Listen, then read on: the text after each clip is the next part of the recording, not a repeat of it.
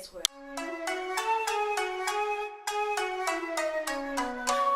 Hey, 200-300 D's going crazy.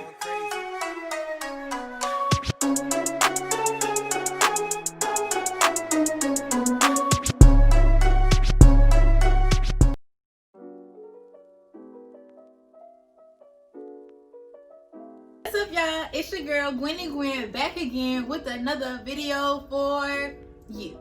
And you guys already know to do before we get into this video. Go ahead and like, comment, and subscribe.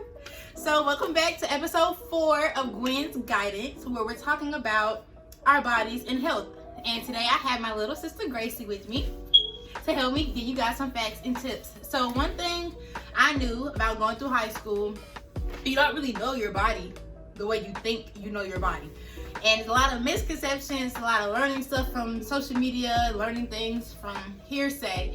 So we're just here to give you a couple tips and knowledgeable information about our bodies. Yes, ma'am. The first thing we're going to talk about is yeast infections. So most time when people hear yeast infections, they immediately think, oh, it's an STD, it's an STI, I'm infected, it's not curable. None of those things are true. Okay? Nothing at all.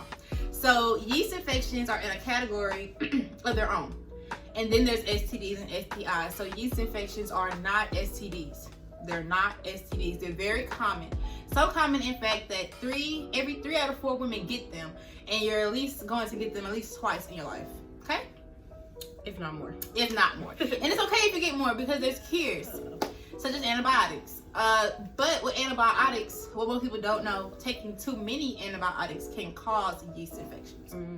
So it's all about a matter of just knowing your body and experiencing and understanding.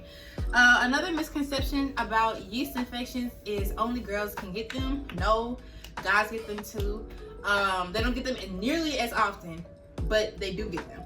And some ways to prevent yeast infections would be, 1, don't wear too tight clothes. Wearing tight clothing can cause yeast infections. Wearing wet clothes like bathing suits, or if you were in the rain, take them off as soon as you get in the house because that can cause yeast infections as well. For women, our bodies naturally produce yeast, but when yeast infections come, it's because our body is producing too much yeast. From things like our body washes. Speaking of body washes, don't use them on your lady parts. Your vagina cleans itself. Another fact about being a woman, we're that great that our body cleans themselves. So we don't need these heavily chemical induced products to clean our vaginas. Yes. No Summer's Eve, no Dove. I don't care how good the commercial looks. No scent is the best scent.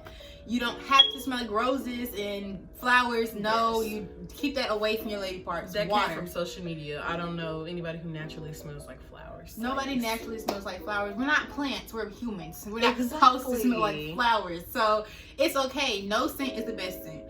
Speaking of scents, some of the like side effects or some of the different ways you can tell you have a yeast infection is itching, burning, swelling, redness, discharge.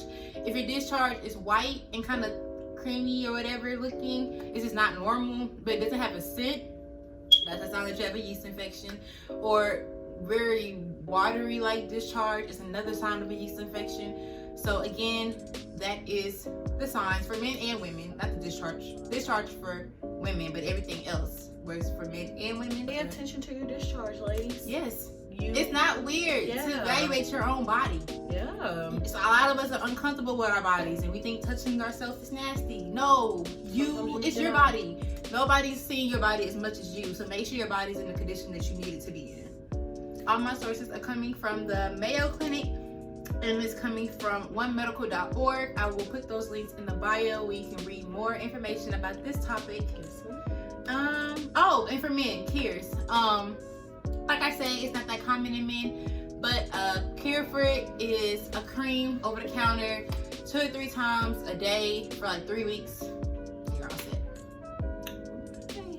Well, my topic is UTIs, or urinary tract infections. They're most common in girls, more sexually active young women. You get them from bacteria. So bacteria going up through your uterus and infecting your kidneys. It can come from a lot of different things. Not peeing after sexual intercourse, not cleaning yourself correctly. It could also come from your partner. If your partner isn't cleaning his or herself correctly, it could come. It's transmittable to you. Same with yeast infections. Yes, same with yeast infections. And it's definitely curable. You go to the doctor and they give you some antibiotics, and like she said, with her antibiotics, with the same antibiotics, it could give you yeast infections.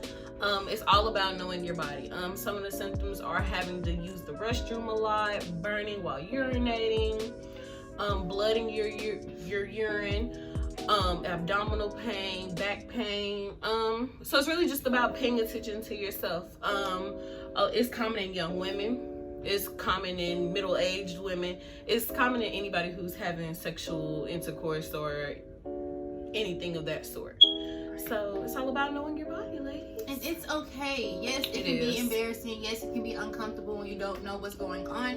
But don't be silent about it. The second you feel like your body is changing, go get it checked out. Don't brush it to the side, because even though they're minor in the beginning, they can become more harsh, and they can start affecting your body in more negative ways.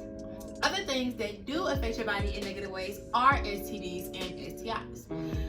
Some of them being chlamydia, HIV, AIDS, syphilis. Am I missing anything? Gonorrhea. Every 1 in 4 teenage women will have chlamydia before they graduate. That is scientifically proven. Again, links in the bio. Not making this stuff up. Yeah. And it's okay as long as you get it treated immediately, because those things can lead to infertility. Those things can lead to irritation and burning during sexual intercourse. Cervical cancer. Nobody wants cervical cancer, ladies. Nobody wants any cancer. So let's just make sure that we don't get cancer. Go to the doctor so you don't get cancer. Or and to prevent those things, wear a condom. Safe sex is the best sex. Okay? Yeah. Safe sex. Get tested. Getting tested, yes. It is okay to ask your partner to get tested before you guys have sexual intercourse. It is okay.